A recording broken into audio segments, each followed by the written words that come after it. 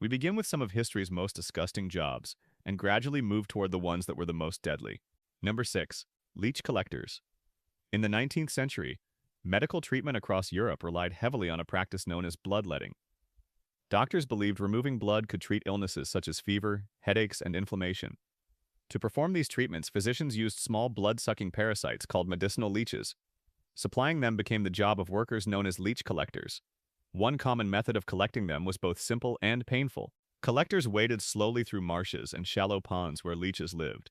As they stood in the water, the parasites attached themselves to the collectors' bare legs and feet.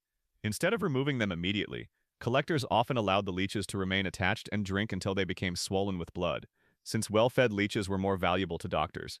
Once enough had attached, the worker would pull them off one by one and place them into jars for sale. A well-known collector was Sarah Ann Jones, whose difficult work was described in 19th-century accounts of rural labor. The job carried real dangers. Leeches could remove large amounts of blood, leaving collectors weak or dizzy. Even after removal, the small wounds could continue bleeding for long periods. Number 5. Gong Farmers. In medieval England, some workers made their living cleaning underground cesspits filled with human waste. Pits were household toilets emptied long before sewer systems existed. These workers were known as gong farmers. They usually worked at night, when the smell and filth would disturb fewer people. Using buckets, shovels, and ropes, they climbed down into deep brick-lined pits beneath houses and streets, and removed thick layers of waste that had built up over time. Before entering, workers sometimes lowered a lit candle into the pit as a safety test. If the candle went out, it meant the air inside contained dangerous gases that could suffocate a person. Despite this precaution, accidents still happened. One recorded case involved a sanitation worker named Richard the Raker. While cleaning a cesspit in London, he descended into the pit but was quickly overcome by the heavy fumes produced by decomposing waste. These gases displaced oxygen in the confined space, causing him to collapse. Other workers attempted to rescue him but were forced back by the same fumes. By the time they could safely enter the pit, he had already died. Gong farmers were paid better than many other laborers because few people were willing to do the job. Despite performing an essential role in city sanitation, they were often socially avoided because of the nature of their work. Number 4. Sin Eater. In parts of rural England and Wales, there once existed a strange funeral custom involving a man known as a sin eater. During the ceremony, a piece of bread and sometimes ale would be placed on the chest of the deceased person. The sin eater would consume the bread and ale while reciting a short ritual prayer. Villagers believed this act transferred the moral burden of the deceased onto him, allowing the dead person's soul to pass into the afterlife without carrying those wrongdoings. One of the last recorded sin eaters was Richard Munslow of Shropshire in the late 17th century. Munslow reportedly began performing the role after losing several members of his own family during an epidemic. Sin eaters were usually extremely poor men who accepted the task for small payments or food. Although the ritual was meant to help grieving families, the men who performed it were often feared and avoided by others. Many villagers believed the sin eater carried the accumulated sins of the dead. After finishing the ritual, the man would quietly leave while the mourners kept their distance. Number 3. Climbing boys. In 18th and early 19th century England, most homes relied on fireplaces for heating and cooking. Over time, thick soot built up inside the narrow chimney flues. If the soot was not removed, it could catch fire and cause dangerous chimney fires. Because many chimneys were too small for adults, young boys were often hired to climb inside and scrape the soot away. These children were known as climbing boys. Many were poor or orphaned and were forced into apprenticeships by chimney masters. One tragic example was George Brewster. In 1875, Brewster was sent to clean the chimney of a hospital in Cambridge. The flue was extremely narrow and twisted.